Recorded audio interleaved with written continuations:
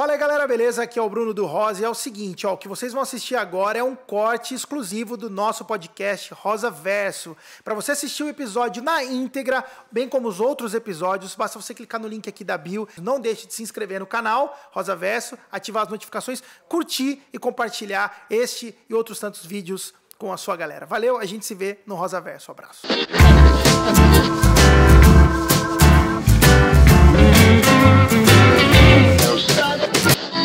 Pablo, esse tipo de abordagem, isso é teu já de muito tempo?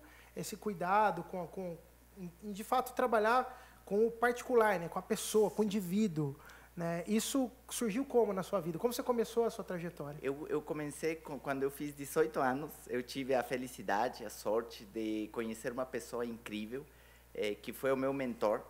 E foi ele que me ensinou os livros que eu devia ler, os cursos que eu devia fazer, como eu devia falar, como eu devia pensar, tudo no Equador, para que minha vida, sim, para que minha vida pudesse mudar. Na verdade, ele era americano e ele até por sinal era o professor do Tony Robbins. Então o Tony era o menino que vendia as palestras dele. Então ele era uma pessoa. Eu tive a sorte aparece na vida de todos e para mim foi ter contato com uma pessoa que tivesse essa mentalidade e que então a partir desse momento eu me tornei um mensageiro daqueles princípios universais, princípios e fundamentos de sucesso. Eles não mudam, eles vão sendo compartilhados de maneiras diferentes, com estilos diferentes. E quando eu cheguei ao Brasil, eu consegui tropicalizar aquilo para o público brasileiro. Que ano que foi? Que ano que foi, só para eu situar aqui, mais ou menos? Eu cheguei em Curitiba em outubro de 96. 96, eu estou perguntando, porque hoje é um assunto muito em moda. Sim, sim. Mas naquele momento não se falava tanto sobre mindset, mentalidade, essas coisas, né? Não, então, não existia. Sim, exatamente. Então, podemos dizer que existe um pioneirismo aí, muito. Sim, eu considero que esse material ele começou com uma coletânea de áudios que pode ter sido a coletânea mais escutada do Brasil naquela época, porque ninguém tinha um programa de áudios estruturado. Naquela época tinha fita cassete, depois virou CD e depois virou pendrive, né? Cara, mas eu lembro que em 97 eu cheguei a pegar umas palestras no colégio aqui, Coração de Jesus, sobre administração, como transformar a sua empresa familiar numa empresa.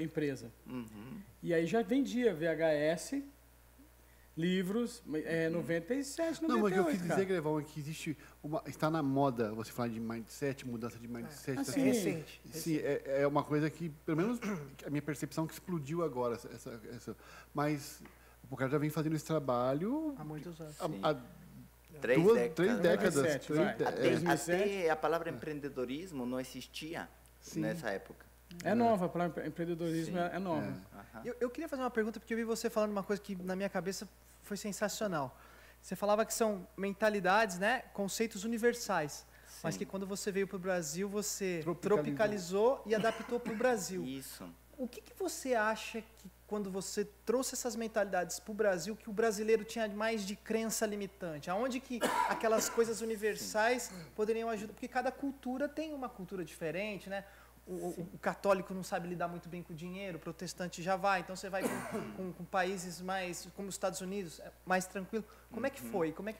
Então, olha que interessante, tinha aquele americano que tinha essa mentalidade, e eu sendo latino, então eu peguei a cultura latina, que também é diferente, e aí quando eu cheguei no Brasil, agora era o brasileiro, que ele tem isso de aqui no Brasil é mais difícil, sabe, a pessoa, coitado, se eu morasse em outro país, então ele tem essa chama parte. De vitimismo. E vitimismo, isso, exatamente isso. O brasileiro é vitimista? Sim, é vitimista. Ele quer culpar o governo, a crise, o clima, o trânsito.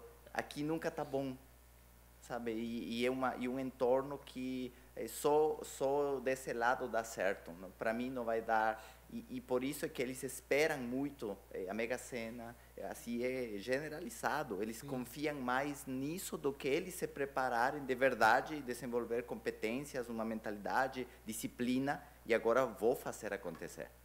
Protagonista. Né? Você acha que isso talvez seja a mesma pergunta, talvez. Vamos ver. Você acha que essa coisa do brasileiro do vitimismo também não é porque a gente é um país muito deficitário na parte de educação? Há muitos anos se fala que a educação precisa melhorar, já passou o governo de direita, já passou o governo de esquerda e a educação continua lá, né? O povo é muito simples. Mas olha, qual é o tipo de educação que nós deveríamos ter? Porque eu digo, sempre falo, aqui no livro está, que tem 3 monstros que esmagam a população. O monstro da doença, o monstro da pobreza e o monstro da ignorância. E os 3 são gigantes e são financiados por mega corporações às vezes.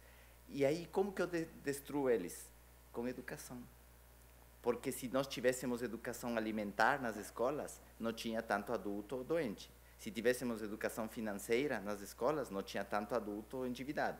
E se tivéssemos educação empreendedora nas escolas, não teríamos gente, sei lá, esperando o Bolsa Família ou esperando coisas que a pessoa precisa ir para cima, né? Então, educação é a palavra-chave.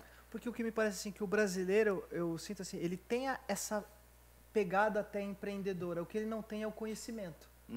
Ele tem a vontade, a iniciativa. Agora eu vou fazer aqui, vou pegar aqui, vou montar e vou fazer para vender ali, mas ele não tem conhecimento. Sim, aí fica amador. Amador, é.